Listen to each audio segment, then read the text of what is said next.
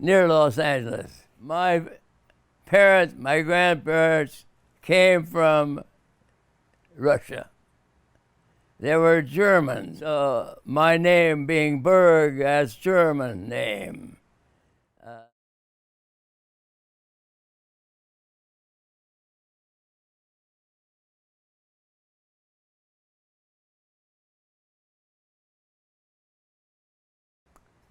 The reason I went to Spain, I was in the U.S. Army in the Presidio of Monterey.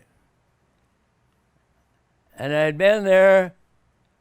Well, I joined it in January, and Franco started Israel in July. And it was not because I liked to do something great, but I liked the idea of helping the Spanish people. No political understanding, not really any political understanding, but I think there was enough said about what fascism was, what Hitler meant, and what Mussolini stood for, that it was just in the air. There was enough said about that so that I really was oriented against that kind of thing. I didn't know why, but I was very affected by the fascist attempt to take over in Spain. I couldn't tell you why. I just didn't like the idea. And that was my political understanding. I didn't like what them SOBs were doing. So I bought out of the Army. Then I didn't know how to get to Spain. Till one day I was going to work in Hollywood as a dishwasher in the Hollywood Roosevelt Hotel. And I see on the side of a building, Friends of the Abraham Lincoln Brigade. I turned the corner, went up there, tell them I want to go to Spain. They could not do that legally or they could not do it legally. On the other thing, that was not just what they were doing. It was through the North American Medical Committee to Aid Spain, I think you called it. It was through them that I found out how to get to Spain. But the woman here at the Friends, she told me, well, we can't send you to Spain, but you do want to help, don't you? I said, oh, hell yeah, I want to help. And so they sent me to the North American Committee, and they put me to work. I must have licked 10,000 stamps and envelopes. In other words, I helped develop big meetings, and we had a big auditorium full of people all the time. There was that much concern for the people of Spain that of course I helped organize the meeting in my own little way all the time, and so that I heard more and more about what the issues were in Spain just by working with this support committee. And I didn't have to change my ideas or thinkings. I thought in that way as a poor farmer, and as a poor farm kid.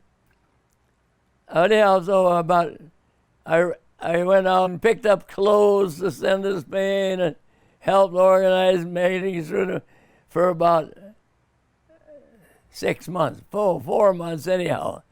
I left New York July the 11th of 38 on my way to Spain. And I got out of the U.S. Army July the 3rd in 37. So you see the time between. But it wasn't that I was trying to get politically smart.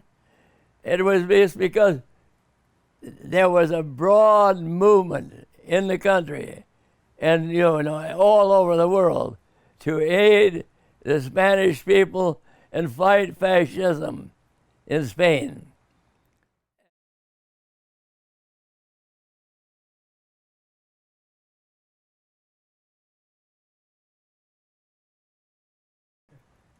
It was just human feeling, no political understanding, except that I saw it as a poor farmer, a poor farm family. And I think maybe the idea that land was being taken from the big landowners and given to the small farmers, whew, that was it. That was it. I want to help do that.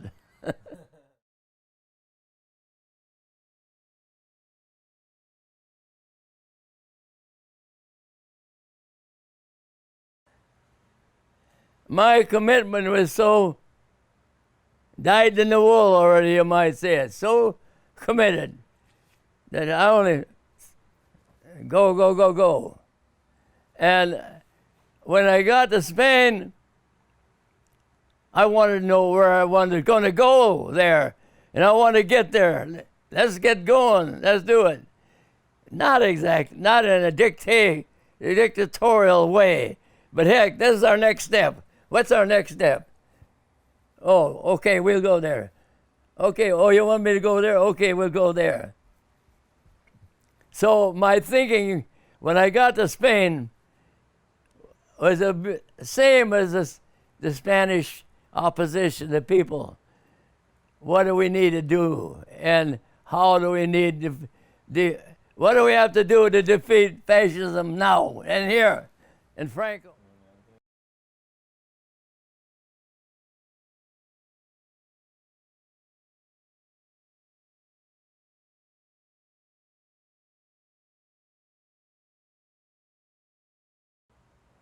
Yeah, in a way, let me put it this way. Two big money moguls like the Koch brothers, we were a bunch of bastards. Yeah. So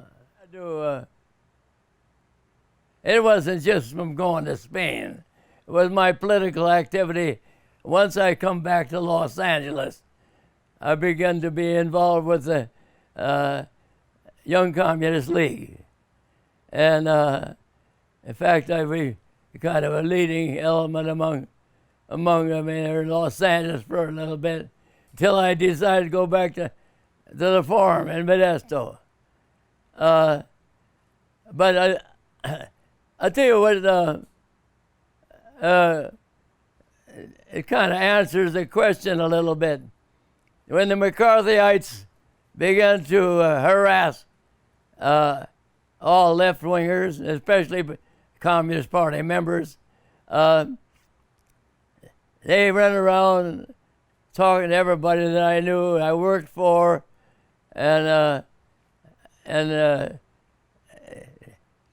say, oh, we're looking for that SOB. He's a rat. He's a traitor to our country and all that crap, McCarthyism. And I heard about it because the people they talked to, like the guy that was pruning his orchard, they come and talk to him. Boy, oh boy, he know no more. They no more left. Then he got in his car and come and talked to me. Say, do you know them jerks? What they're after you? And here he's my boss. Well, let's face it, we belonged to the farm organization, the Grange, both of us. So we were politically active and saw things pretty much the same. We did some real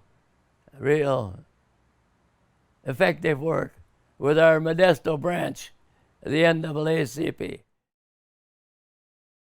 Why? What does it mean to be the last veteran? I cannot worry about that. I cannot consider it even. If it meant that I could play a certain part because of I'm the last guy, I would.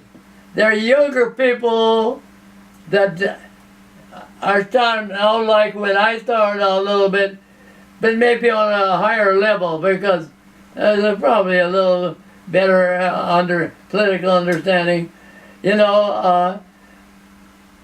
But those younger people are the future.